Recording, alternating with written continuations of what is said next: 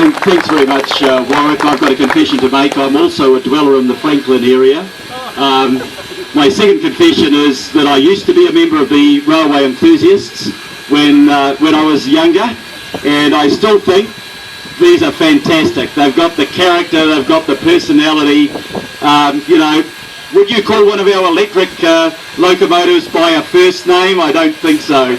We forget the fact they were a little bit smelly and a bit dirty, but they were part of the character and the part of the history. The third thing I'd like to do is just to acknowledge my dad down here, Bruce. He's almost as old as WW, and he used to work on it. He's coming up 96, and he did his time in the railway workshops as a fitter and turner. Warwick's just suggested, Dad, that you do a few repairs. I said, I've still got all the tools in the barn at home, but he's good at giving instructions, so maybe he'll help out on that. My dad and his two brothers both went into the railway workshops before the war. They all left to join the New Zealand Defence Force, and they all served overseas, and sadly Dad's younger brother John was killed up in the Pacific aged 19, but the railways were a very important part of our family and my upbringing. Can I congratulate the Glenbrook Vintage Railway Charitable Trust and the Railway Enthusiasts Association, not only for the turntable, this is the latest thing that you've done, but the fantastic job that you've done all around the place in keeping alive some of the history and the heritage of our city. We're 177 years old tomorrow, and we do need to keep that history. We need to preserve the heritage, and what you've done here is a really important part of it.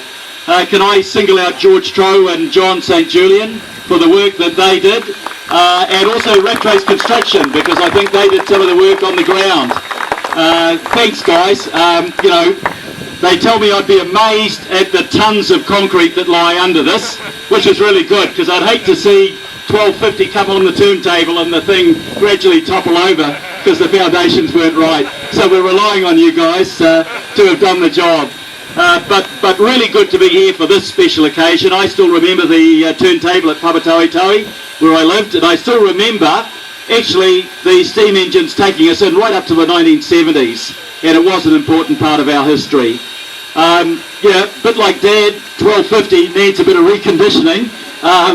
But it'll be good. I know it'll be a big job, but it'll be good to see her refurbished and back on the line. They tell me, Warwick, in probably about 5 or 6 years. Is that optimistic? That's great.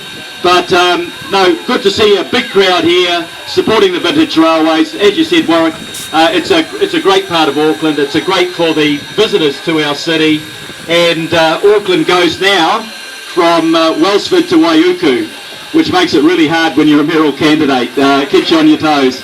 Anyway, welcome along everybody here, and it's great to be part of the occasion. Thank you for the invitation along. And once again, the one thing that I want to finish on, 150 volunteers make this place possible. So let's have a big round of applause for all the volunteers who work so hard on behalf of the Society. Thank you very much. Thanks for having me here today.